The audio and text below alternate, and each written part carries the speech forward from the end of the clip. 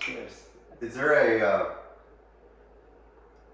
a thing that people say in Chennai when they clink? Do they clink in Chennai? Cheers. Yeah. Colonialism. Yeah. Well, thanks for having me. Whoever idea it was to have us get together and have coffee, I will pay them extra money because that was a good idea. And thank you for bringing me into your beautiful home. You're welcome.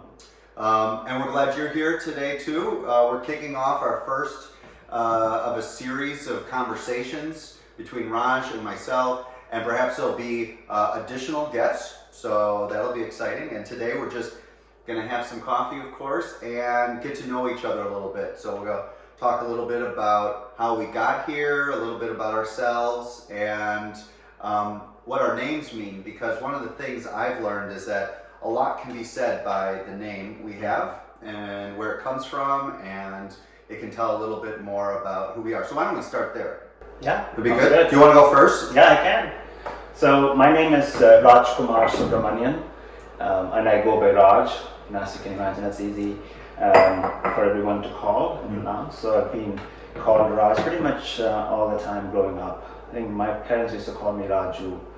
Just as a add a U to everything to make it like a nickname. And like G is like another one, right? Yeah. Like it makes positive, like a honorific. Yeah. Older. You're not G yet. No. All my friends and back in school and colleagues here at work call me Raj, so it's easy. Yeah. So I'm from India. So I grew up in a city called Chennai, which is in the southeast side of India, and I moved to the United States in 2002 for grad school. We moved to University of Cincinnati, not very far away from here.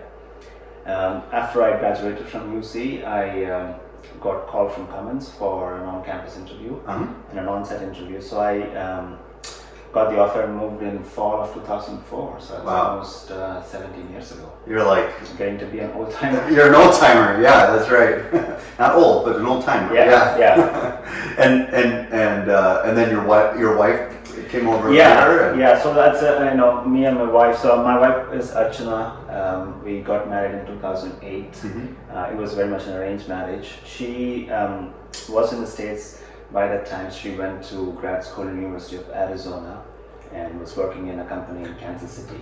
So we got to know each other, and we decided that we're going to get married. And that's when she started applying for jobs in Cummins. And luckily she got an offer in 2008. She's also an engineer, so it was easy to get an offer at Cummins. And we got married in 2008 after she moved here.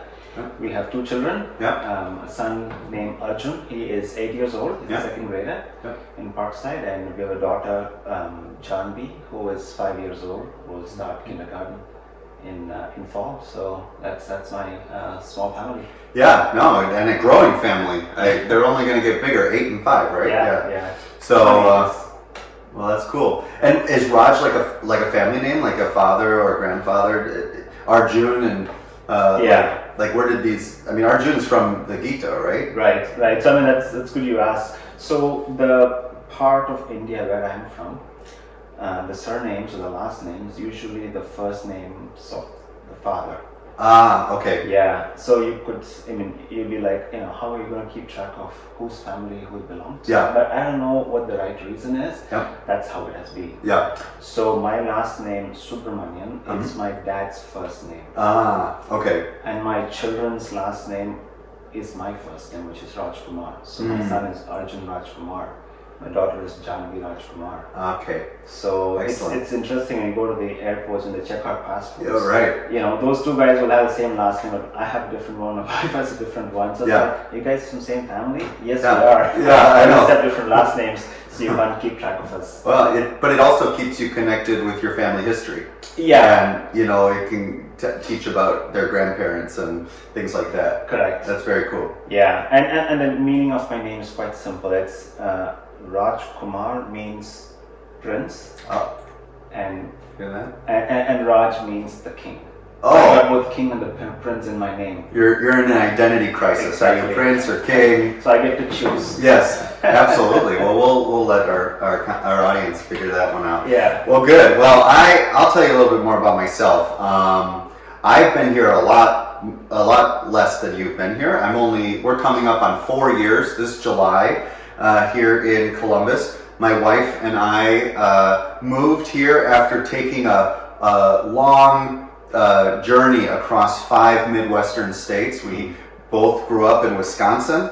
Then we lived in Chicago and Michigan and Minnesota before moving here. So it was kind of like moving here was kind of like moving to the deep south for us, because we lived in all the northern Midwestern states, but then we came here and it's kind of the thumbs up of the south, just kind of Indiana. So, but when we moved here, we were really looking for a place to settle down. We wanted a place to raise a family. We didn't have a child at the time, but we wanted to find a place where we could really set down like yourself. I mean, that's really admirable to stay in a place for 17 years.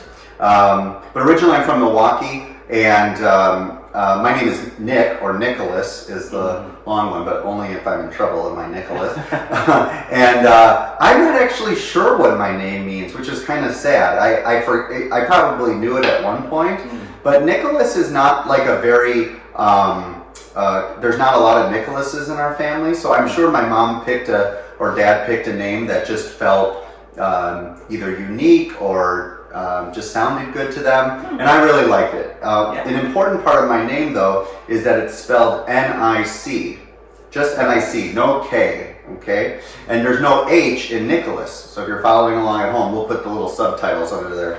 Nicolas,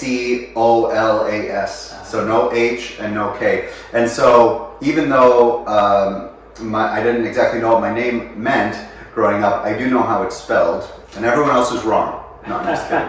But that's important to me. Now, my wife is an attorney in the area, and we live downtown with our 2-year-old daughter. We really live with her. She kind of runs the house, the daughter, if we have a 2-year-old. And her name is Holiday Cable, and she was the New Year's baby in 2019, right? So that'd be 2 years. So she's just over 2 years old, and she's just a wonderful joy, and she keeps us young. But no, we're good. We loved coming here, and we love even more staying here and getting to know more people like yourselves, and awesome. It's very cool, and that's what the hope of this web series is about. Drinking coffee. Maybe we'll have chai sometimes. We're both more coffee drinkers, it seems like.